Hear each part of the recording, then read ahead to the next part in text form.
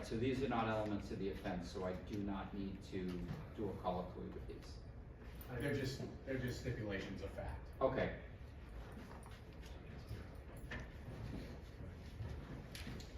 We're gonna mark this as number 1. And I'll just read it into the record. The defendant attended work on 2/26/25. On the morning of 2/27, the defendant called out of work and did not return. Stipulation number 2. 2 of the defendant's children attended daycare on 2/26/25. On the morning of 2/27/25, the defendant called the daycare and said the children were sick and would be out. The children did not return. Stipulation number 3, defendant's cell phone number is, and the last 4 numbers are 1029. It was the defendant's valid working number on 2/26/25 and remains so to this day. We'll talk about whether this whole number should, once this case is concluded, whether the whole number should be in the file, because if it's still her cell phone number, Yes, okay. I agree. All right. And then there will be an additional exhibit that has phone, or a couple that have phone numbers on them, and I was aware of that issue, so I think that we will address that at the close of the trial. Okay. How many witnesses did come up to sign on? I believe I'm only calling 1, but reserve the right after that 1, if anything is left out or any disputes arise, to call additional witnesses.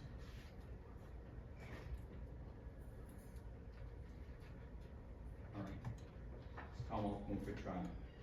Yes, Your Honor. Do you wish to make an opening statement? I do not, Your Honor. Mr. Larson, do you wish to make an opening statement? No, Your Honor, thank you. Commonwealth first witness, please. Commonwealth calls Gillian Jurado.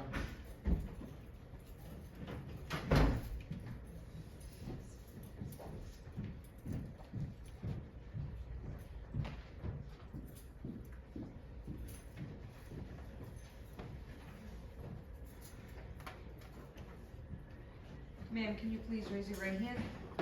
Do you solemnly swear the testimony you're about to give in the matter now and hearing will be the truth, the whole truth, and nothing but the truth, so help you God? I do. Thank you. Mr. Ford. Thank you, Your Honor. Could you please tell us your name and spell your last name for the record? Sure, Gillian Jurado, Jurado. And how are you employed, Ms. Jurado? I'm a social worker with the Department of Children and Families. Okay, and what are some of the duties that are required in that capacity? I investigate 51A reports. Okay, and so when you say you investigate 51A reports, just by way of explanation, a report comes into DCF making a potential allegation, and it is your job to investigate that allegation. Correct. All right. And now, in the beginning of February 2025, were you assigned to investigate an issue that arose involving the defendant, Ruth Encarnacion? Yes. And that investigation also involved her partner, Isael Rivera. Correct. And it was concerning the defendant's 5 children: Alexander Rivera, 10 years old; Alessandro Rivera, 9 years old; Alonzo Rivera, 5 years old; Abigail Hidalgo, 4 years old; and Adonis Rivera, 8 months old. Correct. And at the time that you were assigned this investigation, the defendant, her 5 children, and their father, Isael Rivera, all lived at 2 Orange Street here in Fitchburg, Massachusetts. Correct. All right, so at the beginning of your investigation, it comes on February 11th of 2025, you started your investigation by calling both the defendant, Ruth Encarnacion, and her partner, Isael Rivera, on their cell phones, and you left a message for the defendant, Ms. Encarnacion. Correct. And she did not respond to your voicemail on that date. That is correct. Mr. Rivera, though, you did speak with him. You let him know of who you were, and he told you that he would not meet with you and did not want to speak with you about the allegations in 51A. That is correct. And then later that same day, you went to an address that was associated with Mr. Rivera's family, but the residents there, when you knocked on the door, said they didn't know the person that you were looking for and they're not involved with the family. Correct. But right after you left that home, you did receive a phone call from the defendant's partner, Mr. Rivera, angry about you harassing family members. Yes, you left a voicemail. I'm sorry, what was the date that you went by the house? February 11th. Okay. Thank you. And then on February 12th, you called the defendant, Miss Encarnacion, and you left her another voicemail concerning the 51A, who you were, and why you needed to speak with her. That is correct. And did she return that voicemail? She did not. On February 13th, you visited the defendant's home at 2 Orange Street in Fitchburg, Massachusetts, I believe so, yes. and you knocked on the door and nobody came to the door or answered. Correct. But you did see that the mailbox at 2 Orange Street in Fitchburg, Massachusetts did list the defendant, Ruth Encarnacion, and her partner, Isael Rivera, as the residents of that address. Yes, their names were on the mailbox. And you left literature from the Department of Children and Families as well as your contact information at their door. Yes. On February 14th, you returned to that address, 2 Orange Street in Fitchburg, again knocked on the door and there was no answer at the door, is that correct? Correct. And then again, you left additional DCF literature, the same stuff that you had left the day before. You left it in the mailbox that had the defendant's name on it, correct? Correct. And the literature that you had left the day prior, was that still there in the door? It was not. You also called the defendant and left her another voicemail as well as her partner, Mr. Rivera, on that date of February 14th. Yes. And you received no response from either of them again. Correct. Now, February 18th was the next time that you returned to 2 Orange Street in Fitchburg, and it was the same as prior. You knocked on the door and nobody came to the door and answered it, right? Correct. And again, you left literature and contact information in the mailbox just as you did on the 14th and the 13th. Yes.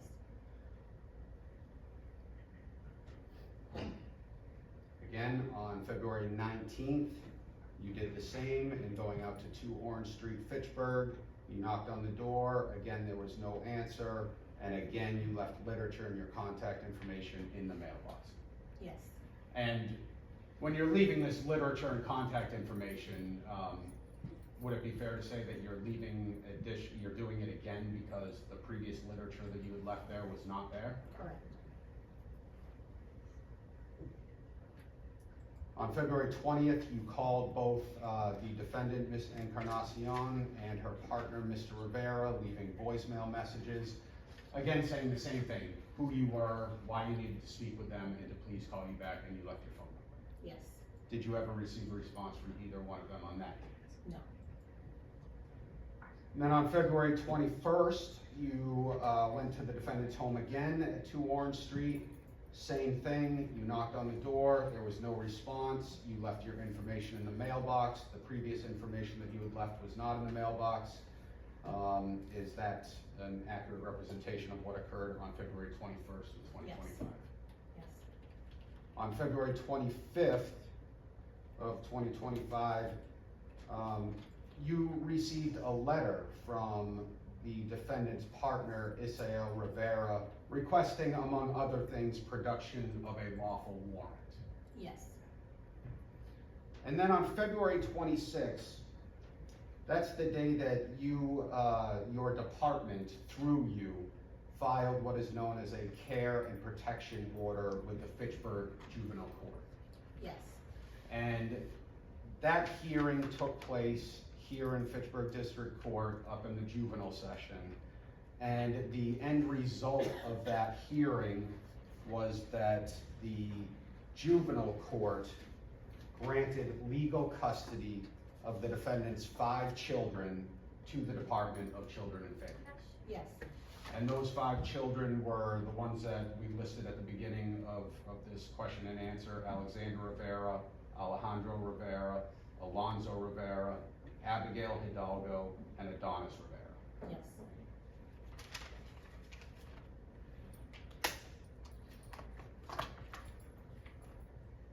May I approach, Your Honor? Yes.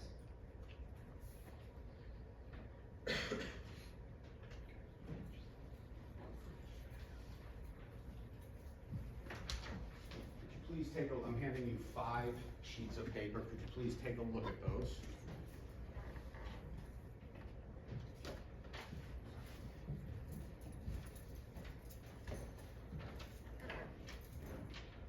Yes.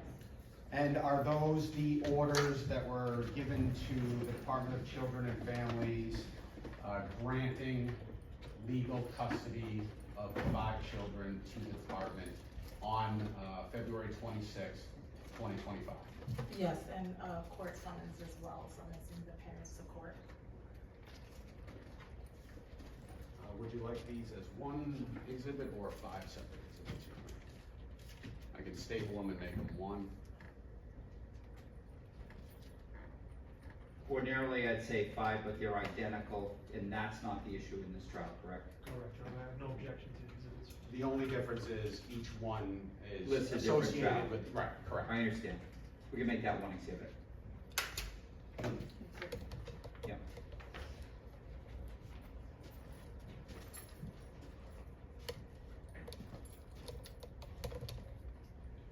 And then that evening on February 26th, 2025, after the department had been awarded legal custody of the 5 children, defendant's 5 children, you went out to the defendant's residence again at 2 Orange Street in Fitchburg, accompanied with Fitchburg Police Department officers, is that correct? Yes, as well as, 2 other social workers.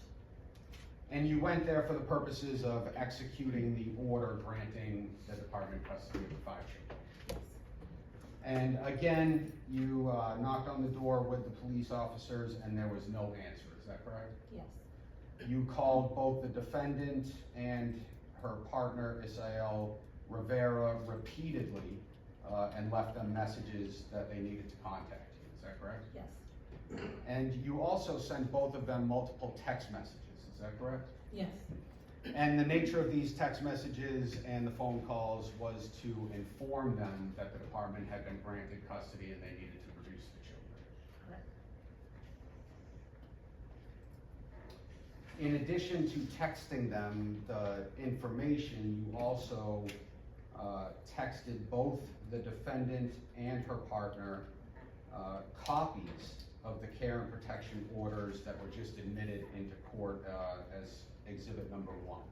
So I gave them a copy of the court summons on February 26th, and then February 27th, I sent them the copies of what just went into exhibit.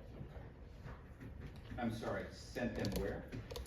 Via text on the 26th of February, I sent them the court summons.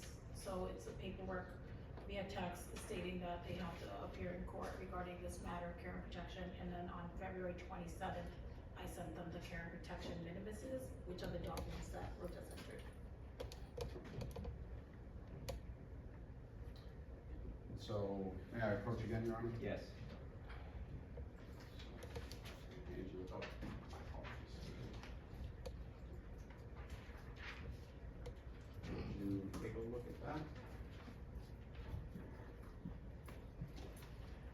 And is that a fair and accurate representation of the text message with the documents you just referenced that were sent to the defendant, Ms. Encarnacion, at approximately 5 p.m. on February 26, 2025? Yes, this is a court care and protection summons that I sent to her via text. And the phone number that you texted is listed at the top of this page as well. Yes. I offer exhibit 2. No objection, Your Honor. I think it's 3 because of the stipulations are on. Okay. Okay. So stipulations was 1.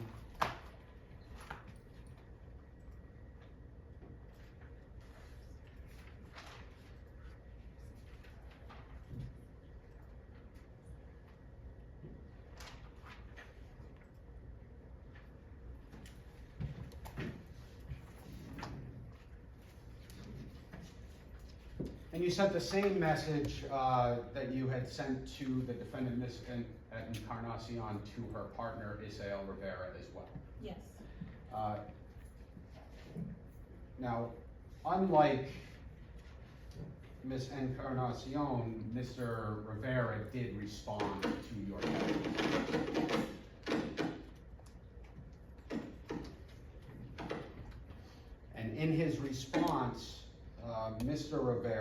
did tell you, that he would be in court on the day that was required. Yes. May I approach, Your Honor? Yes. Could you please take a look at those documents?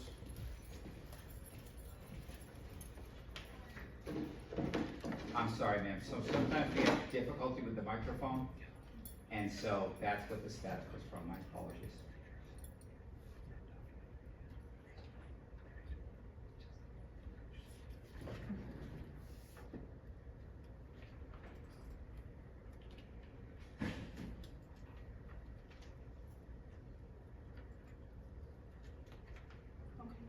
Is that a fair and accurate representation of the text exchange that you had with the defendant's partner and father of the 5 children on February 26, 2025 at approximately 5 p.m.?